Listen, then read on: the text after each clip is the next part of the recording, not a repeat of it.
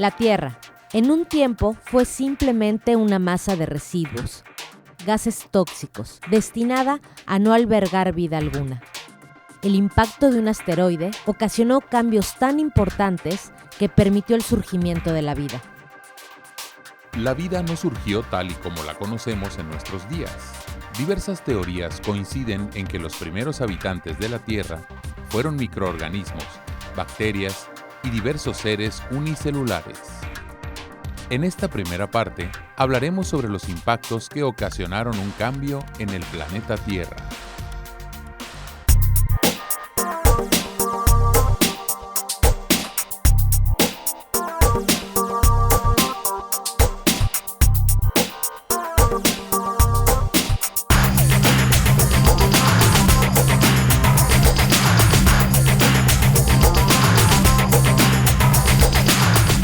Bienvenidos a Ciencia e Innovación en Yucatán, un programa del Consejo de Ciencia, Innovación y Tecnología del Estado de Yucatán, CONCITEC. Llegamos hasta ti para acercarte a la ciencia. Hoy especialmente hablaremos de un acontecimiento que ocasionó grandes cambios en nuestro planeta y obviamente en nuestra región, y es un famoso cráter. La vida en la Tierra tuvo varias etapas. Una de ellas fue la era precámbrica, la cual abarca la historia del universo y la creación de la Tierra hasta las primeras formas de vida microscópica y moluscos. La siguiente etapa fue la era paleozoica, hace aproximadamente 540 millones de años, en la que se identifican múltiples formas de vida marina, algunas con cuerpos duros, conchas y esqueletos, así como los primeros peces. En tierra las plantas comenzaban a formarse. El primer periodo de la era paleozoica es el Cámbrico, donde se encontraban organismos que ya presentaban cuerpos con partes duras formadas por minerales. Posteriormente, debido a la gran elevación del nivel del mar, generó múltiples formas de vida marinas, incluyendo los animales con concha y esqueletos. Esto hace aproximadamente de 500 a 430 millones de años. 30 millones de años después, comienza la formación de arrecifes y peces sin mandíbulas. La vida en la Tierra inicia con las primeras plantas. El clima cálido de esta época favorece mucho para la formación de la vida. Acercándonos al final de la era paleozoica, entre los periodos carbonífero y pérmico, las condiciones de la Tierra permiten la formación de bosques y junto con ello surgen los primeros insectos de tierra y voladores, así como los reptiles adaptados totalmente a la vida en la Tierra. Sin embargo, al final del periodo carbonífero ocurre la primera extinción, desapareciendo el 30% de las especies animales del planeta. Sin embargo, en el período pérmico conocido como la Edad de los Anfibios, ocurre la mayor extinción del planeta. 50% de las especies terrestres, 95% de las marinas y diversos tipos de árboles desaparecieron para siempre del planeta. La siguiente era, la Mesozoica, es muy conocida porque incluye el periodo de los dinosaurios. Fueron 3 periodos. El primero es el Triásico, donde se da la primera aparición de los mamíferos, pero el planeta seguía dominado por los dinosaurios. Aquí hubo otra extinción y le sucedió el periodo Jurásico, donde se desarrollaron más especies de dinosaurios, sobre todo los herbívoros, que eran dinosaurios realmente grandes. Posterior a este periodo viene la gloria y extinción de los dinosaurios, el Cretácico. Especies de gran tamaño habitaron la Tierra. Dinosaurios de cuello largo, tiburones, peces, tortugas, hormigas, abejas y mariposas. Las plantas eran enormes, así como sus frutos y semillas. Al final de este periodo, hace aproximadamente 65 millones de años, un meteorito provoca un cambio definitivo en el planeta, extinguiendo a gran parte de las especies, sobre todo a los dinosaurios. La Tierra era muy diferente a como la conocemos actualmente. No había 5 continentes como los conocemos hoy, solamente había uno, supercontinente que se llamaba Pangea, y por lo tanto solamente había un solo océano, lo cual le daba condiciones climáticas muy diferentes al planeta. no había casquetes polares, o sea, no había hielo en los polos. La temperatura del planeta era más cálida. De hecho, el clima de todo el planeta, al menos en la parte terrestre, era muy similar a lo que tenemos aquí en Yucatán actualmente. Mucha vegetación exuberante. Como mencioné, temperaturas más cálidas, más húmedas. Al tener un solo océano, también el planeta tenía otra dinámica atmosférica. Lo que ahora es Yucatán en ese momento era un mar somero, aproximadamente 100 metros de profundidad. Todo eran rocas calizas, muy parecido a lo que es actualmente el Caribe mexicano. Esta es la historia de la Tierra hasta la caída del meteorito que impactó en lo que hoy conocemos como el puerto de Chicxulub. Al regresar, conoceremos más las características del meteorito, los rastros que dejó, así como cosas muy interesantes. Regresamos en un momento.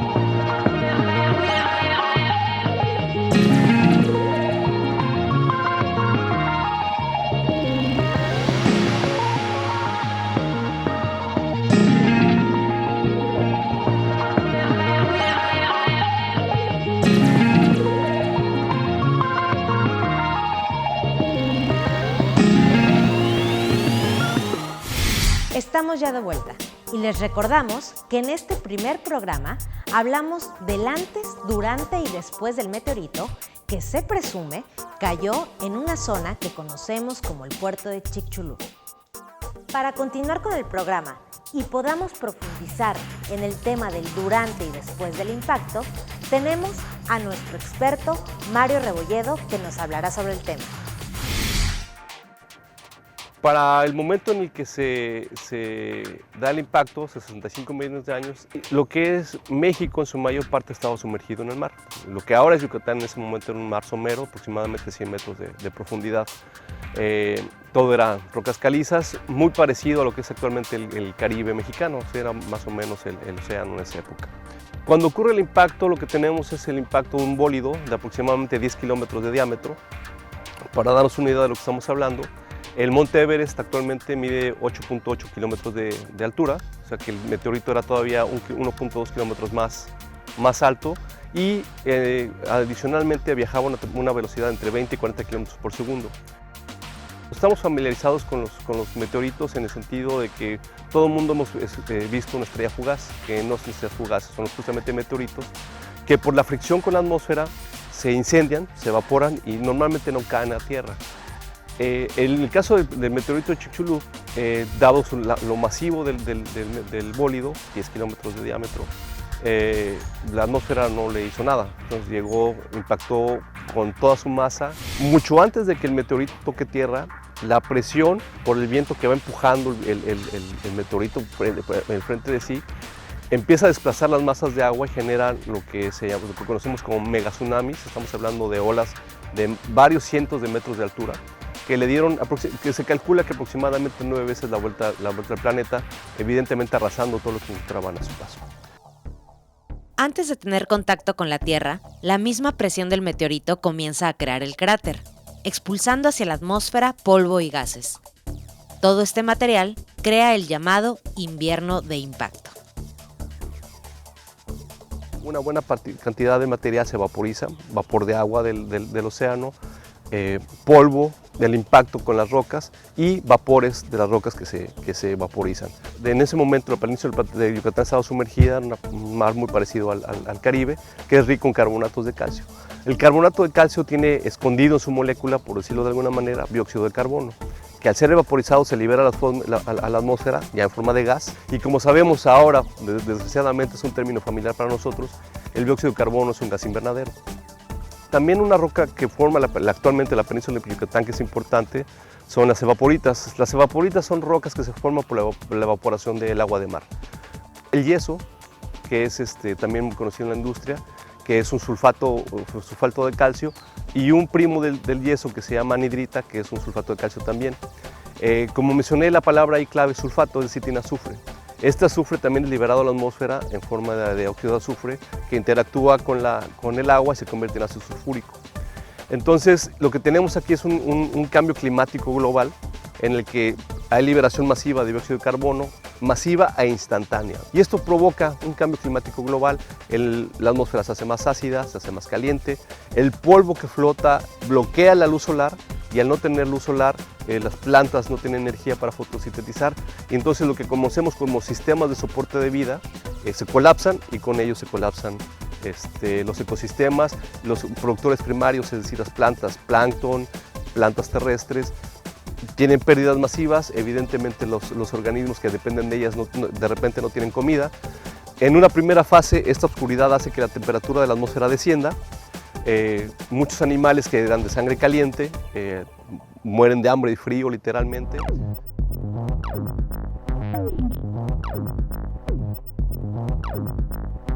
Una vez que se asienta la nube de polvo, la temperatura de la atmósfera se eleva y este evento provoca la desaparición del 50% de las especies del planeta.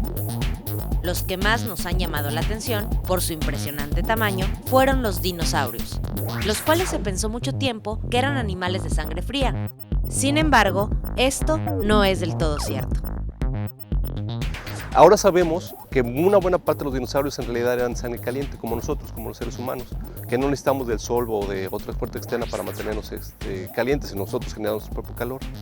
Lo que es interesante saber es que los dinosaurios, a ser en su mayor parte no tener plumas o no tener pelo, no tenían un abrigo natural, un aislante natural que los protegiera de los cambios de temperatura. Entonces, al bajar la temperatura, pues literalmente mueren de frío y de hambre, ¿no? Porque además nosotros, para poder generar el calor, necesitamos tener una fuente de alimento constante para poder generar esta energía. Una teoría alterna de la extinción dice que el planeta en ese momento tuvo una gran actividad volcánica, la cual causó realmente la desaparición de la mayoría de las especies hace 65 millones de años. El problema es que no hay estos campos volcánicos, no existen evidencias que en todo el planeta. Hay un campo volcánico muy importante en la India que se conoce como las Deccan Traps, que es el foco que ha llamado la atención de los colegas que aún ahora, hoy, noviembre de 2013, consideran que esta es la teoría correcta para apoyar su teoría. En 1980, un grupo de investigadores de la Universidad de Berkeley, en California, publican un artículo en el que hacen un estudio acerca de una capa de arcilla que encontraron ellos trabajando en Italia, que era rica en iridio. El iridio es un metal que es muy raro en la superficie terrestre. Uno de ellos, unos investigadores, Luis Álvarez, premio Nobel de Física, le sugiere a su hijo, Walter Álvarez, que fue quien encontró la capa de arcilla, que una manera de poder estimar el tiempo en que se había depositado esa arcilla era justamente estimar la concentración de iridio. ¿Por qué? Porque el planeta todos los días recibe material del espacio, meteoritos, polvo, etc. Encuentran esta anomalía y dicen, bueno, si este es material extraterrestre, hay dos posibilidades. Una, que se haya sido un meteorito que lo trajo a la Tierra. Otro es que haya sido la explosión de una estrella supernova cerca del planeta. Y una tercera posibilidad es justamente el volcanismo, efectivamente, de que pueda traer este iridio del centro de la Tierra, no del centro de la Tierra, pero del interior de la Tierra hacia la superficie. Al darse cuenta que la actividad volcánica tuvo que ser excesiva para lograr la concentración de iridio encontrada y que no existían registros de explosiones supernova, la teoría que se aceptó fue la del meteorito. Por la ubicación de los restos de iridio encontrados en el mundo, se definió que la medida del meteorito debió ser de más de 10 kilómetros de diámetro. Y con base a la distribución de este material producto del impacto, se dieron cuenta que formaba un círculo y que el centro de ese círculo estaba en el Golfo de México. Por lo tanto dijeron, bueno, ese cráter debió haber caído en algún sitio del Golfo de México. En 1981, cuando Petróleos Mexicanos realiza excavaciones en el Golfo de México, encuentran el centro del cráter. El ingeniero Camargo y Glenn Penfield tomaron la señal magnética y de densidad, contrastes de densidad de la península de Yucatán y encuentran esta estructura circular de aproximadamente 200 kilómetros de diámetro. Justamente 10 años después, que el impacto tenía que haber ocurrido en algún sitio del Golfo de México, alguien recuerda el trabajo de Penfield y Camargo y dicen, bueno, pues el cráter está en Yucatán.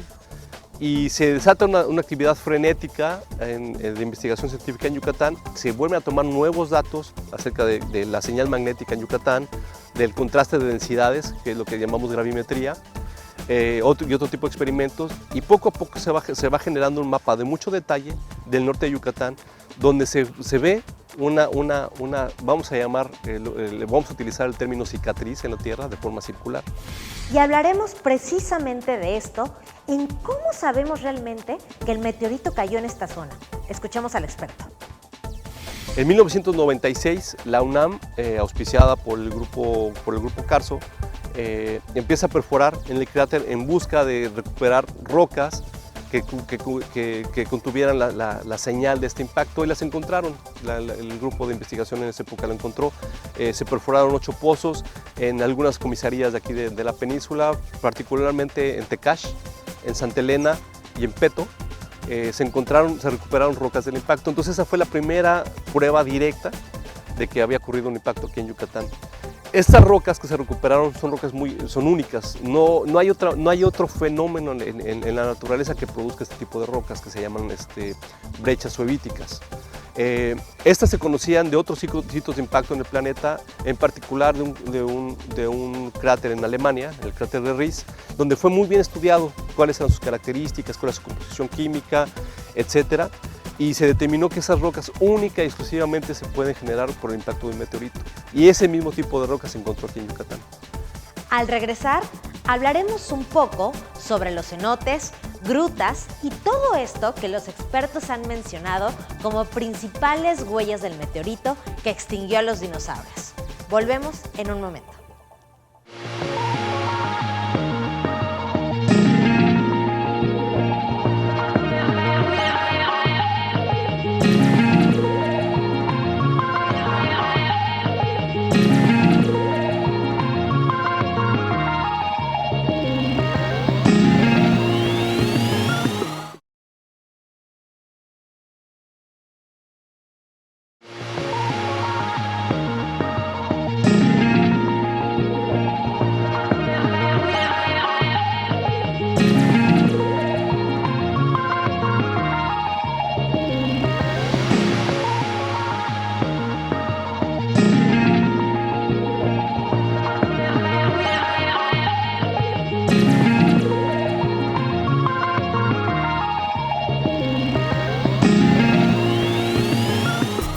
Estamos de regreso y en este programa hemos hablado sobre el impacto que causó el meteorito que cayó en el puerto de Chicxulub, cuyo cráter no es visible debido que a través de los millones de años se fue cubriendo. Ya nos han hablado a detalle sobre estas muestras, así que adentrémonos más en las grutas y cenotes del estado. Es muy interesante porque la única expresión superficial actual del cráter de Chicxulub es lo que conocemos como el anillo de cenotes. El anillo de cenotes es la estructura geológica del estado de Yucatán que conforma una compleja red cavernosa. Aquellas cavernas cubiertas de agua son las conocidas como cenotes, y las cavernas secas se conocen como grutas.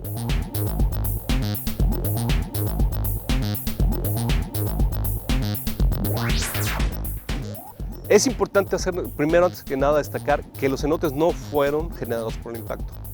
Están asociados al cráter, pero no fueron generados por el impacto. Lo que pasa es que, como mencioné, esta cuenca, este cuenco en el que se queda el cráter, se empieza a llenar de sedimentos y esos sedimentos pesan. Entonces lo que hace, ese peso hace que el cráter se empiece a hundir poco a poco, lo que conocemos como acomodamientos gravitacionales.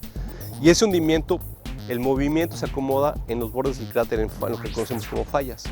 Estas fallas es estrictamente hablando un poro, es un lugar por donde el agua puede circular.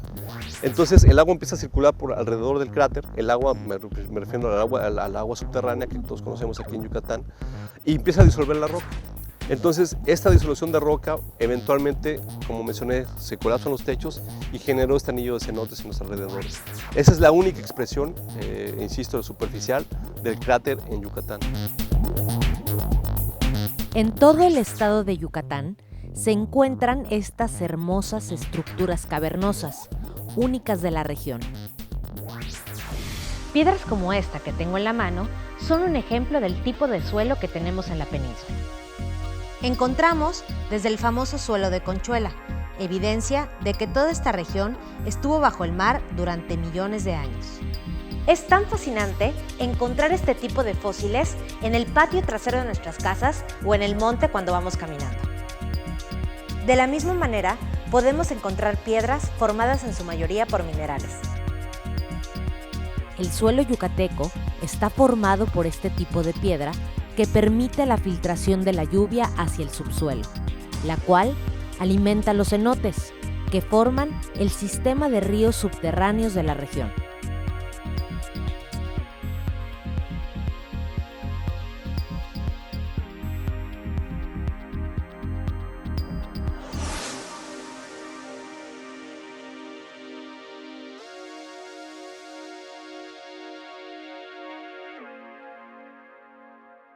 Antes de cerrar con el programa y darles una adelantadita de lo que tendremos la próxima semana, veamos qué actividades realiza el CONCITEI en el desarrollo, conocimiento y difusión de la ciencia y la tecnología en nuestro estado.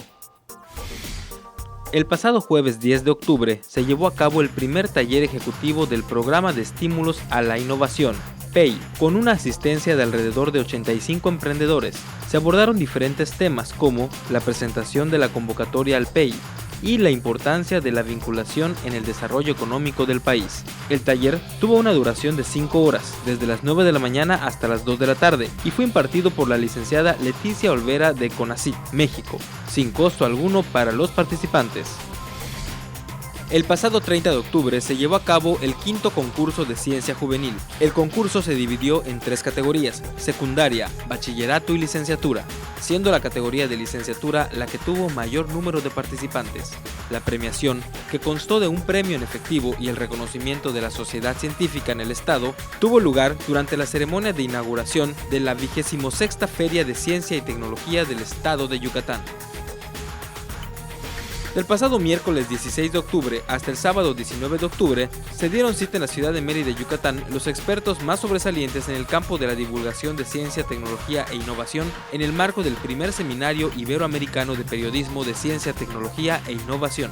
Durante el evento se pudieron escuchar las voces, opiniones, puntos de vista y criterios de las diferentes facetas involucradas, ya sea por formación o por marcha forzada, en los quehaceres periodísticos vinculados a la ciencia, tecnología e innovación.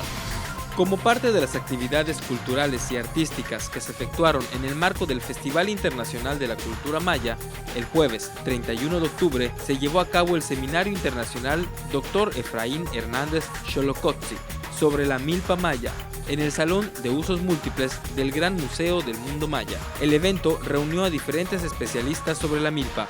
Un promotor pionero en los estudios relacionados con la milpa fue el Dr. Efraín Hernández Xolocotzi, razón por la cual lleva su nombre el seminario. Xolo o Xol, como sus alumnos y amigos lo conocían, tuvo formación de agrónomo y contribuyó al establecimiento de las colecciones de las razas de maíz en México. Fue director de la Universidad Autónoma de Chapingo e influyó en la formación de varios especialistas del tema de la milpa, muchos de los cuales fueron sus alumnos.